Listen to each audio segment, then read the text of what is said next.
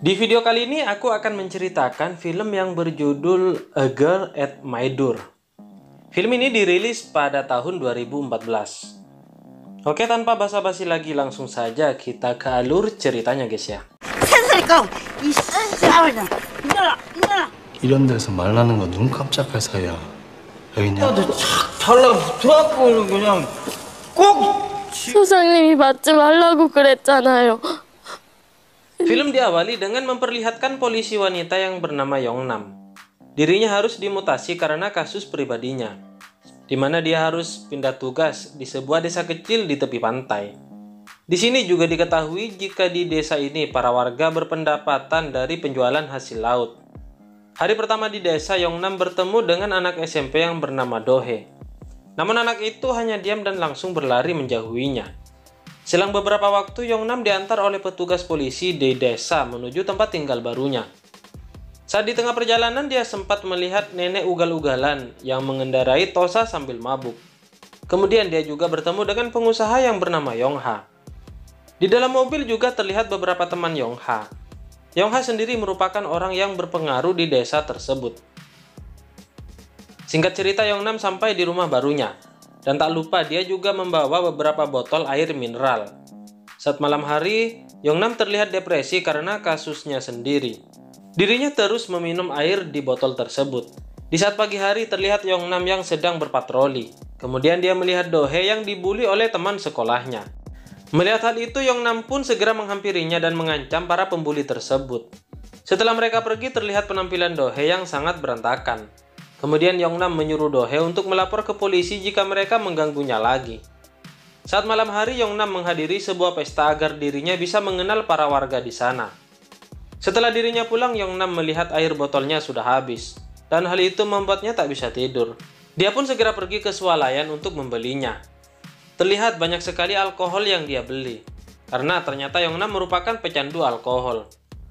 Dia melakukan hal itu agar bisa melupakan masalahnya. Sesampainya di rumah, dia sempat melihat Dohe yang dikejar oleh Yongha.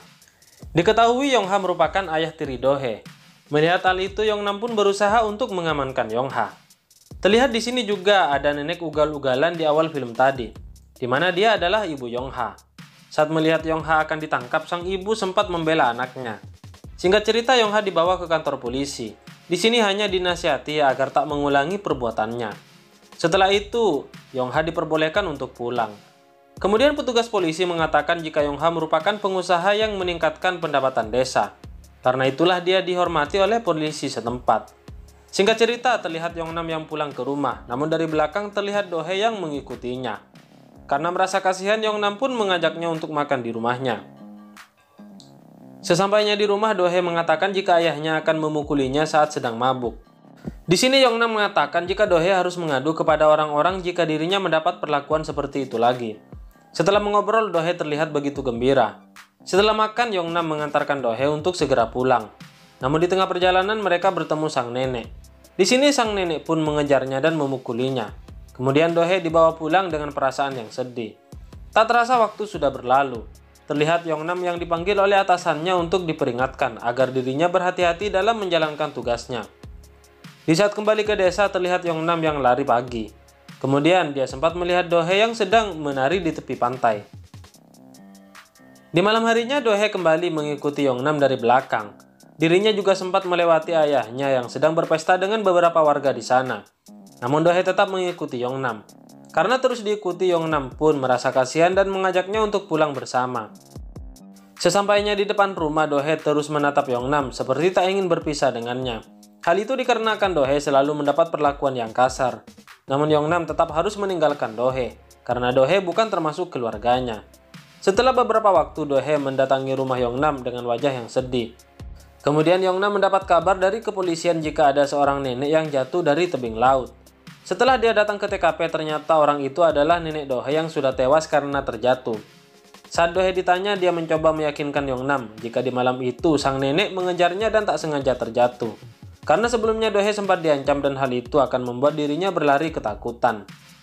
Di waktu yang sama, Yongha datang ke TKP. Di sini dia menangis saat melihat jasad ibunya dan mencoba untuk menyalahkan Dohe atas insiden tersebut.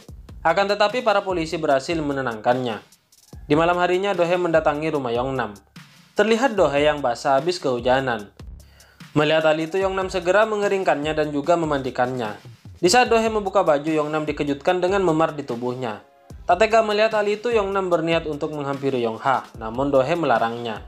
Dohe sendiri sudah ditinggal oleh orang tuanya sejak dirinya masih kecil. Karena hal itulah dirinya tidak pernah mendapat kasih sayang dari kedua orang tuanya. Kemudian Dohe sangat senang ketika Yongnam menawarkan untuk tinggal bersamanya selama liburan sekolah. Yongnam juga menyuruhnya untuk tidur di kamarnya, sementara Yongnam akan tidur di ruang tamu.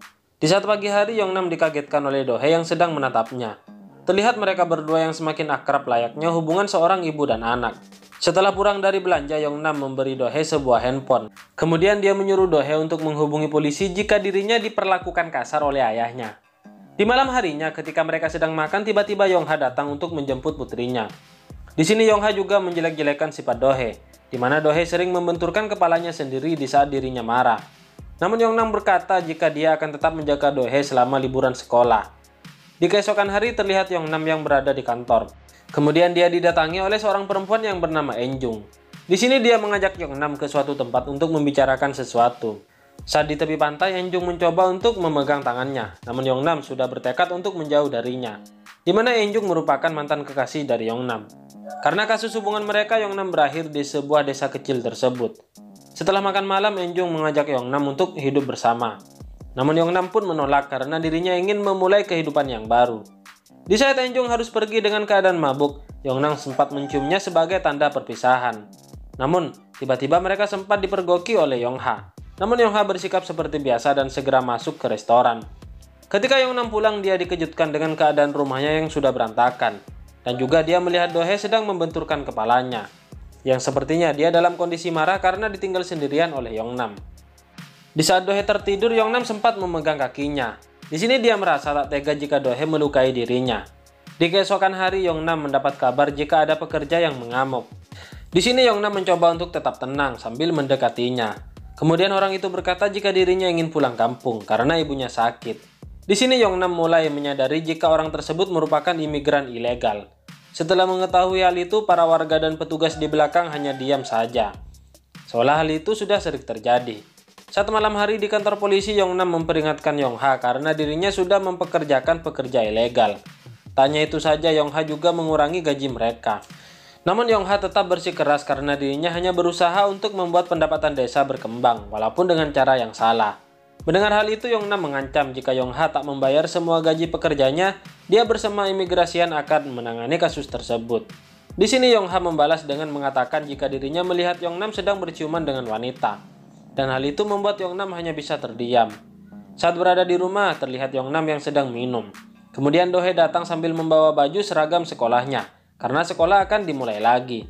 Di keesokan hari, Yongnam mengajak Dohe untuk berbelanja dan tak lupa Dohe juga memotong rambutnya seperti rambut Yongnam. Akan tetapi setelah itu Yongnam mengantar Dohe untuk pulang ke rumahnya. Setelah dipaksa, Dohe pun akhirnya mau untuk pulang ke rumah. Malam harinya Yongnam didatangi oleh Dohe. Di sini dia menuduh Yongnam telah melakukan hubungan terlarang dengan Enjung sebab image Yongnam merupakan penyuka sesama. Dohe juga menduga jika Yongnam mengusirnya karena disuruh oleh Enjung. Tak lama kemudian Yongha pun datang dan menuduh Yongnam telah melakukan sesuatu terhadap anaknya. Dengan amarah yang semakin memuncak, Yongnam pun segera mengusir mereka berdua dari rumahnya. Di saat pagi hari terlihat Yongha yang memukuli pekerjanya karena dia telah membuat onar di tempatnya. Setelah kejadian itu membuat Yongnam dan juga orang kantor imigrasi datang untuk mengamankan Yongha.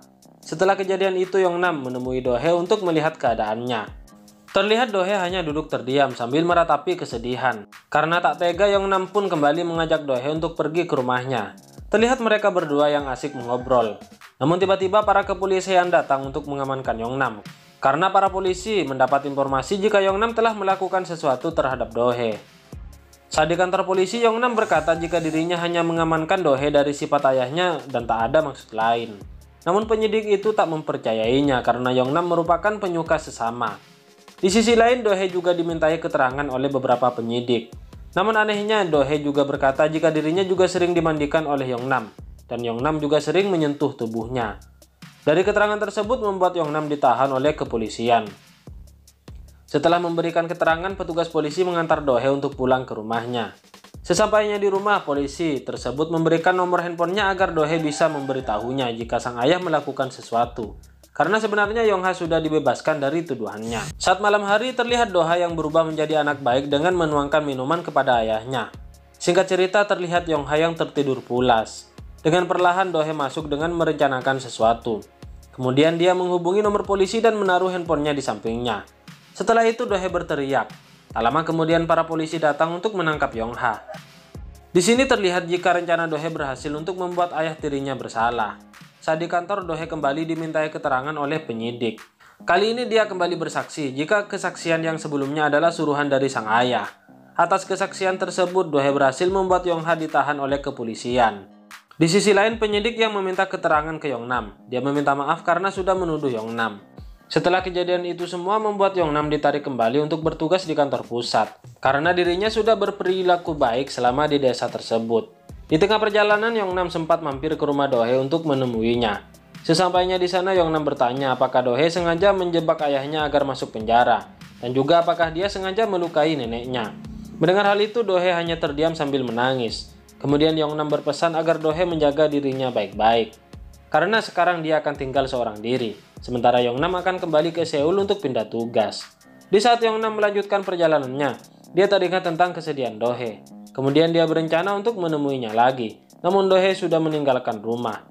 Setelah pencarian itu, akhirnya Yong-nam menemukan Do-hye yang berada di tepi pantai. Di sini Yong-nam pun mengajak Do-hye untuk ikut bersamanya. Mendengar hal itu, Do-hye hanya bisa menangis gembira karena akhirnya dia bisa memiliki keluarga yang bisa memberinya kasih sayang. Kemudian film ini pun selesai guys ya. Bagi kalian yang baru menemukan channel ini, mohon dukungannya dengan cara klik like, share, dan juga subscribe di bawah ini. Serta aktifkan juga tombol loncengnya supaya kalian tahu jika ada konten terbaru dari channel ini guys ya. Oke, terima kasih guys. Bye-bye.